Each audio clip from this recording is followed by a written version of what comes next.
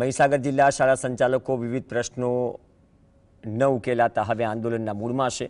Grant in add શાળાઓમાં clerk, સેવક અને કમર્શિયલ વીજ મીટર બાબતે કલેક્ટરને મળી રજૂઆત કરી અને આ અંગે આવેદનપત્ર આપ્યું।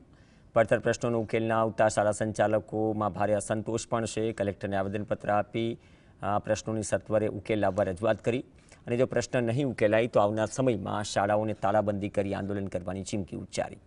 ગાંધીનગરમાં શિક્ષણ મંત્રીને પણ આ બાબતે રજૂઆત કરાશે।